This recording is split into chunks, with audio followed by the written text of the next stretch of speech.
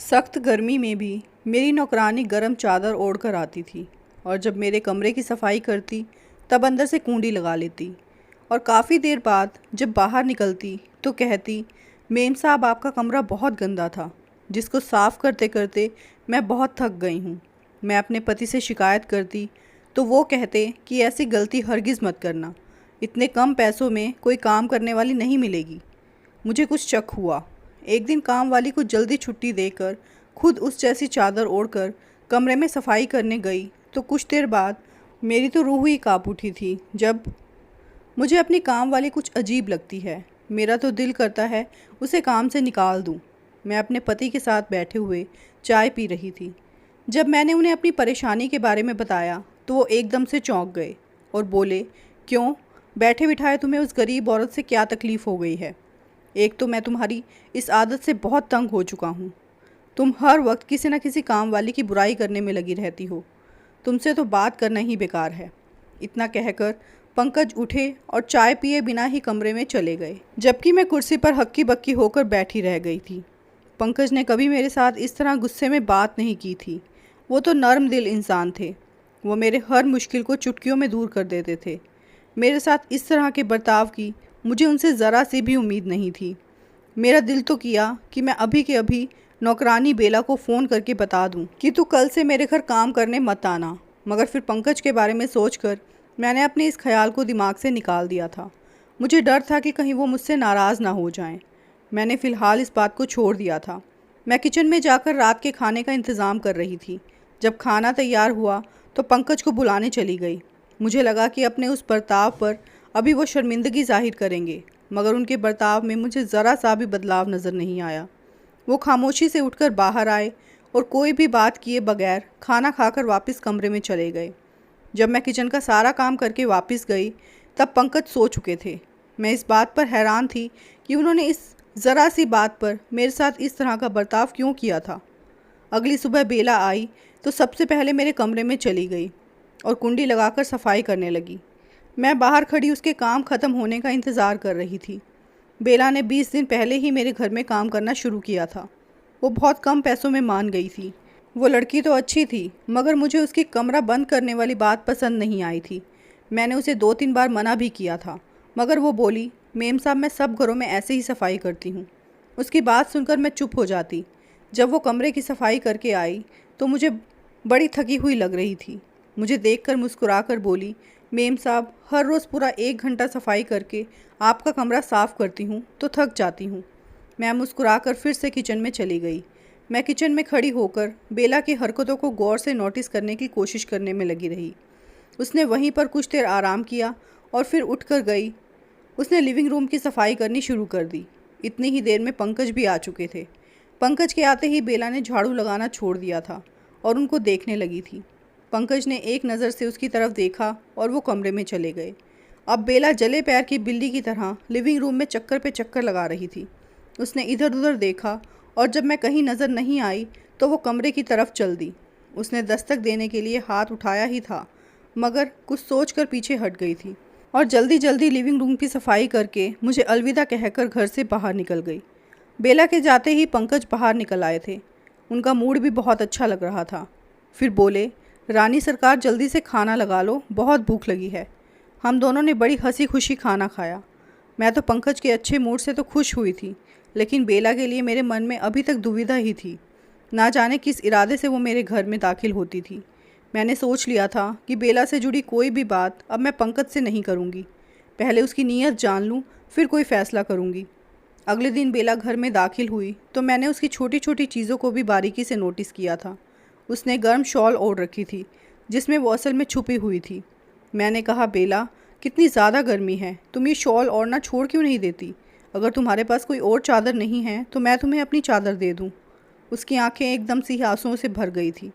वो बोली, मेम साहब ये शॉल बड़ी कीमती है, किसी की मोहब्बत की निशानी है। इसको छोड़कर अगर मैं आपसे चादर ले लूँ तो क्या मेरी तकदीर आपके जैसी हो जाएगी? नहीं ना। तो फिर इस अदला बदली का क्या फ़ायदा? फिर वो मेरे अगले सवाल से बचने के लिए जल्दी से कमरे में जाने लगी तो मुझे लगा जैसे शॉल के नीचे छुपे हुए उसके हाथ में उसने कुछ पकड़ा हुआ था। क्या था ये तो मैं नहीं देख पाई थी, मगर मेरे मन में शक ज़रूर पैदा करके गई थी। बेला मेरे कमरे को अंदर से कुंडी लगाकर बंद कर चुकी थी और मैं परेशान होकर लिविंग रूम में चक्कर लगा रही थी। पंकज ऑफिस से लौट आए थे और मुझे इस तरह परेशान देखकर बोले, क्या हुआ श्रेया? मैं ज़बरदस्ती मुस्कुराने की कोशिश करते हुए बोली, कुछ भी नहीं हुआ। इतनी देर में बेला कमरे का दरवाज़ा खोलकर बाहर निकली तो हम दोनों को देखकर चौंक गई थी और जल्दी जल्दी में लिविंग रूम की सफाई करने लगी थी। पंकज कमरे में दाखिल हुए तो मैं भी उनके पीछे पीछे ही कमरे में गई, मगर उन्होंने अंदर से कुंडी लगा ली थी। मैं बाहर खड़ी देखती ही रह गई थी। बेला ने जल्दी जल्दी से अपना काम पूरा किया और पंकज के बाहर आने से पहले ही अपने घर के लिए निकल चुकी थी। मेरे मन में अचानक ये ख्याल आया कि जब भी बेला कमरे की सफाई करके बाहर निकलती थी तो मैं कमरे में झांकती भी नहीं थी, लेकिन पंकज घर में आते ही कमरे में चले जाते और मुंह हाथ धोकर बाहर निकल आते थे। मैंने अपना माथा पीट लिया था कि मैंने इतनी बड़ी बात कैसे नज़रअंदाज कर दी थी। पंकज बाहर निकले तो मैंने खुद को नॉर्मल ही जाहिर किया था, मगर अंदर से मेरे दिल में आंधी और तूफ़ान मचल रहा था। जब दोनों ने मिलकर खाना खाया तो पंकज इधर उधर की बातें करने लगे। मेरा दिल तो किसी भी चीज़ में नहीं लग रहा था। मुझे अपना घर उजड़ता हुआ नज़र आ रहा था। मैंने सोच लिया था कि मैं इस समस्या का समाधान निकाल कर ही रहूँगी। अब अगली शाम को जब बेला काम करने आई तो मैंने कहा, तुम मेरे घर की सफाई का समय बदली कर दो। तुम 2 से 5 बजे तक मेरे घर का काम करके जाया करो। बेला मुस्कुराकर बोली, मेम साहब ऐसा मुमकिन नहीं है। इस टाइम तो मैं मेजर तिवारी के घर काम करती हूँ। मैंने उसे कहा कि तुम समय बदल दो, मेजर के घर का काम शाम के वक्त कर लेना। वो ना में सिर हिलाते हुए बोली, मेम साहब अगर ऐसा मुमकिन होता तो मैं कर देती। अगर आप मेरी जगह किसी और को काम पर रखना चाहती हैं तो आप देख लीजिए, आपको जैसा ठीक लगे। मैं चुप हो गई थी।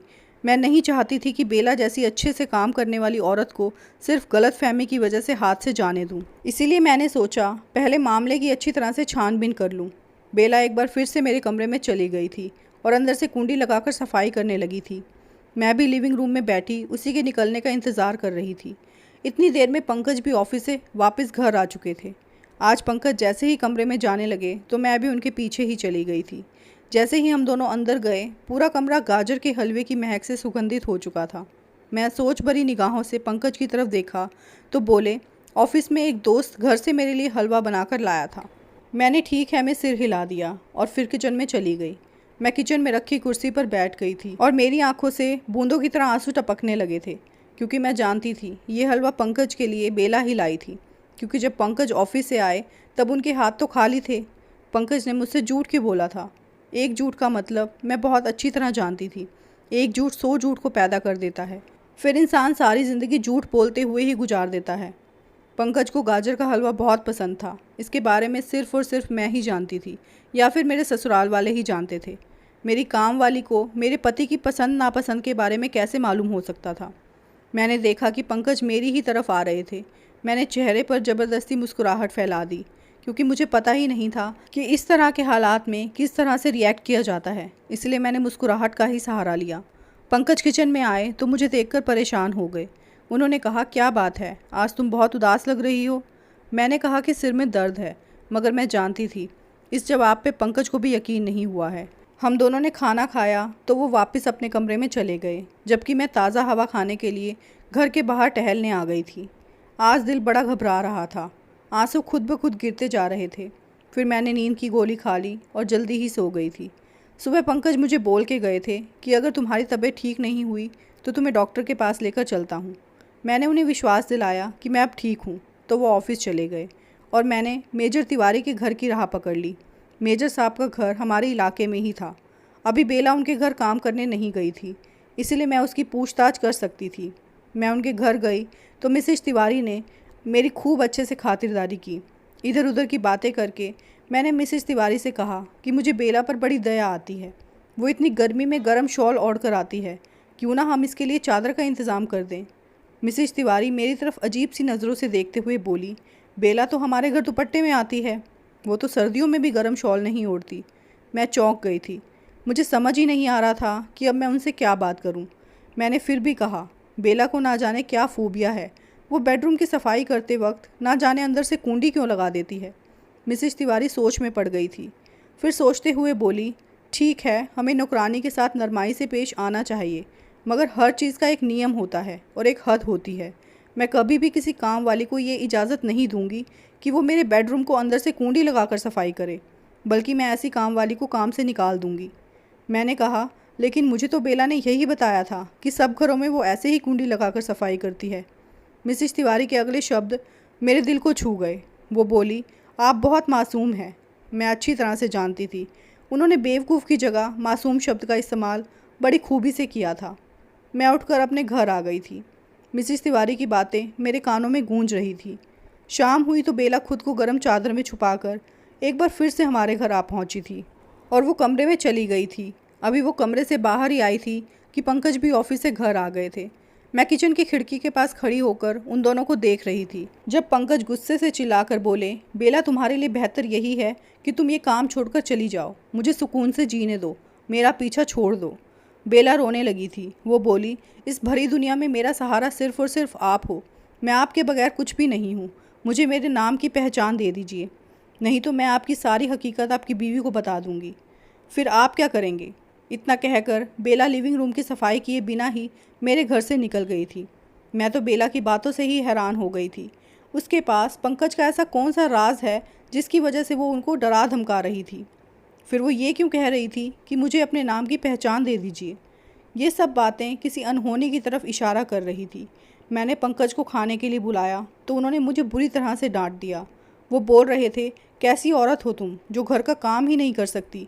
घर में हम दो ही तो लोग हैं, मगर तुम तो दो लोगों का काम भी नहीं कर सकती हो और ऐसी नौकरानियों को घर में बुला लेती हो। वो इतना कहकर बाहर चले गए। मैं कमरे में आई तो हलवे की खुशबू ने मेरे दिल में फिर से हलचल मचा दी थी। आज शायद पंकज हलवा छुपाना भूल गए थे और फिर उन्होंने उसे अनदेखा किया था। मैंने कमरे की खिड़की से देखा तो पंकज बड़ी परेशानी से यहाँ से वहाँ टहल रहे थे। मैं खुद हैरान सी थी कि आखिर ये सब क्या हो रहा है। मैं कैसे सारी हकीकत सामने लाऊं? मुझे रह रह कर बेला पर गुस्सा आ रहा था, लेकिन इस तरह के हालात से मजबूर थी कि उससे कोई सवाल भी नहीं कर सकती थी। मैंने खुद को लाचार पाया था, इसीलिए मैंने पंकज की माँ से मदद लेने का सोचा। वो गांव में रहती थी, जबकि हम दोनों पति पत्नी पंकज की जॉब की वजह से शहर में रहते थे। मैंने अपनी सास को फ़ोन करके कहा कि मेरा घर उजड़ने वाला है, आप आकर मेरे घर को बिखरने से बचा लें। मेरी सास बड़ी नेक दिल औरत थी। वो अगले ही दिन अपने छोटे बेटे के साथ गांव से शहर हमारे घर आ गई थी। पंकज अपनी माँ को देखकर बिल्कुल भी खुश नहीं थे। वो बोले, माँ, इस महंगाई में इस शहर में रहना बहुत मुश्किल है। आप क्यों आ गई हैं यहाँ? मैं पहले ही बड़ी मुश्किल से गुजारा कर रहा हूँ, अब और दो लोगों का खाना बनाना पड़ेगा तो मेरे बजट पर बुरा असर पड़ेगा। मेरी सास की आंखों में आंसू आ गए थे। मैंने पंकज को चुप रहने का इशारा किया तो वो बोले, तुम हम दोनों माँ बेटे के मामले से दूर रहो। मैं भी चुप हो गई थी, जबकि मेरे देवर ने सामान उठाया और बोला, माँ आ जाओ, हम गांव वापस चलते हैं, हमें नहीं रहना इस महंगाई भरे शहर में। मेरी सास ने मेरी तरफ देखा तो मैंने हाथ जोड़ के रोकने की विनती की, जबकि मेरा देवर इस तरह नाराज़ होकर जा चुका था कि वो मेरे 1000 बार कहने पर भी ना रुका। उल्टा पंकज मुझे ही डांटने लगे थे कि तुम उसे जाने दो, मत रोको। देवर चला गया था और सास परेशान थी। उन्हें यकीन ही नहीं हो रहा था कि उनका लाडला बेटा उनके साथ इस तरह का सलूक करेगा। मैंने अपनी सास को सारी बात बता दी थी। मैं उनसे बोली कि पंकज कुछ बदल से गए हैं, इसीलिए मैंने आपको बड़ा मानकर यहाँ बुलाया है ताकि हम दोनों के बीच की सारी गलतफहमी दूर कर दें। शाम हुई तो मैं बेला का इंतज़ार करने लगी। मैं अपनी सास को बेला के बारे में पहले ही सब कुछ बता चुकी थी। उसके काम का समय निकल गया था, मगर बेला काम पर नहीं आई थी। मैंने पंकज से बात की। अब माँ के आने से घर का काम बढ़ गया है, मगर बेला आज आई ही नहीं। पंकज कड़क आवाज़ में बोले, मैंने उसको काम से निकाल दिया है, आज के बाद वो काम करने नहीं आएगी। तुम जो मुफ्तखोर लोगों को दावत देकर बैठी हो, फिर ये तो होना ही था। मैं पंकज के जवाब पर दंग रह गई थी। वो कभी भी ऐसे नहीं थे। उनका व्यक्तित्व तो इतना चमकदार था कि मुझे उनकी तरफ देखकर रोशनी मिलती थी। अब वो ऐसे क्यों हो गए? मेरी सास बेला को मिलकर कोई फ़ैसला लेना चाहती थी। मैं सारी रात यही सोचती रही कि आखिर क्या किया जाए। बस फिर जो मन में आया मैंने वही कर दिया। अगले दिन मैं मिसेस तिवारी के घर जाकर बैठ गई। उसके काम के टाइम पर जब बेला वहाँ पहुँची तो मुझे देखकर घबरा गई। मैंने कहा, बेला, शुक्र है कि आज तुमने गर्म शॉल नहीं ओढ़ रखी है। देखो तो सूरज कैसे आग उगल रहा है।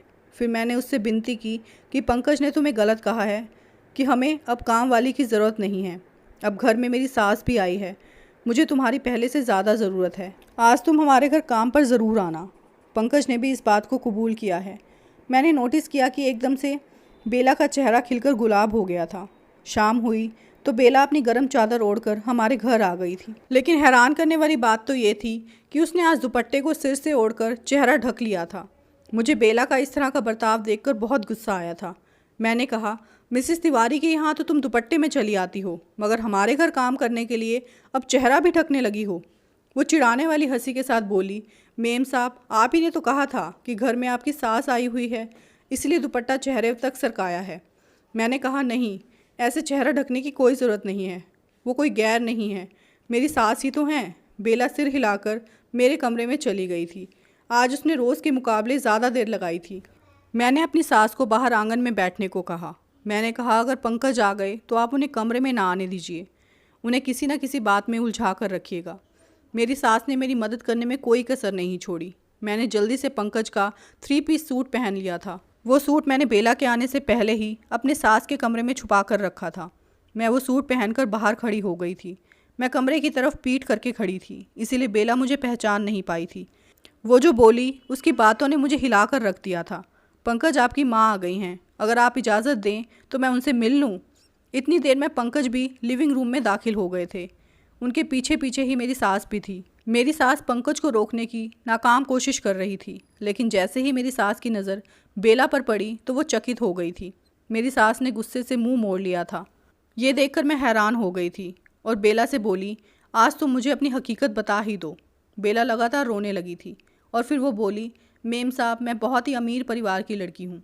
मेरे माँ बाप के नाम का डंका बजता था, लेकिन मैं अपने पापा की इज्जत संभाल ना पाई थी। हालांकि मेरे पापा ने मेरे लिए वो सब कुछ किया था जो हमारे ख़ानदान में कभी किसी दूसरे के पापा ने नहीं किया था। मेरे माँ पापा मुझे कॉलेज की पढ़ाई के लिए शहर में भेजते थे। मेरे साथ गाड़ी और ड्राइवर रहता था और मुझे अपने ही पापा के ड्राइवर से मोहब्बत हो गई थी। वो ना तो हमारी बिरादरी का था और ना ही हमारी बराबरी का।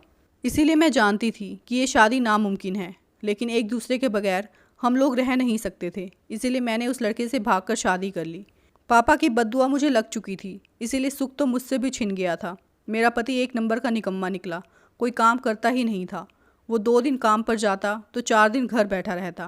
पहले पहले तो हमारा गुजारा होता रहा, मगर जब बच्चा हुआ तो फिर मुझे ही हिम्मत करनी पड़ी। अपने बच्चे का पेट पालने के लिए नौकरी करनी पड़ी। जब मैं आपके घर आई तो पंकज को देखकर दंग रह गई थी, क्योंकि पंकज तो मेरा सगा भाई निकला। पंकज ने मुझे कहा था मैं इस घर से निकल जाऊं और आपको कभी ये ना बताऊं कि मैं पंकज की सगी बहन हूं, लेकिन मैंने बहुत सालों के बाद अपना सगा देखा था। ये दुनिया बड़ी बेरहम है। इस दुनिया में अपने खूनी रिश्ते समय के समान होते हैं। मैंने पंकज को मनाने की कोशिश शुरू कर दी थी। मैं हर रोज़ गर्म शॉल इसीलिए ओढ़ कर आती थी क्योंकि वो शॉल सालगिरह पर मुझे मेरे भाई ने भेंट पर दी थी। मैं गाजर का हलवा भी बना कर लाती थी क्योंकि पंकज मेरे हाथ से बना हलवा बड़े शौक़ से खाता था। और मैं हर रोज़ आपके बेडरूम को अंदर से कुंडी लगाकर इसीलिए सफाई करती थी क्योंकि वो हलवा छुपाकर पर्दे के पीछे रख सकूं। और हर रोज़ आपके कमरे में माफ़ीनामा भी लिखती थी। मगर पंकज मुझे माफ़ करने की बजाय मुझे अपने घर से भगाना चाहते थे। इसीलिए मैंने उनको धमकाना शुरू कर दिया। मैं उनसे कहती थी, अगर आपने मुझे माफ़ नहीं किया तो मैं मेम साहब को बता दूंगी कि मैं आपकी सगी बहन हूँ। वो नहीं चाहते थे कि आपको ये सब पता चले और आप भाई को छोड़कर चली जाएं। इसीलिए मुझे ये सब हरकतें करनी पड़ी। बेला अपनी सारी हकीकत सुनाकर रोने लगी थी। वो कहती जा रही थी कि पिताजी को दुख देकर मैं अभी खुश नहीं रह पाई। मेरे पापा का नाम खराब हुआ, उनसे मेरे खूनी रिश्ते टूट गए। पति भी बदल चुका था और वो लड़की जिसके आगे पीछे नौकर घूमते थे, वो अपने बच्चों को 2 वक्त की रोटी खिलाने के लिए खुद एक नौकरानी बन गई थी। मेरी सास अपनी बेटी का दुख बर्दाश्त ना कर पाई थी। उन्होंने तुरंत बेला को गले लगा लिया था। पंकज बोले, माँ, मैं जानता था आप अपनी बेटी से नाराज़ नहीं रह पाएंगी, लेकिन मैं आपके साथ बदतमीज़ी करता था ताकि आप ये घर छोड़कर चली जाएं और बेला को ना देखें। मैं आगे बढ़कर बोली, पंकज, माँ का दिल कभी गलत फैसले नहीं करता। बेला अपने हिस्से की सज़ा भुगत चुकी है। अब आप भी इसके सिर पर हाथ रखकर इसे माफ़ कर दो। पंकज की भी आंखें भीग गई थी।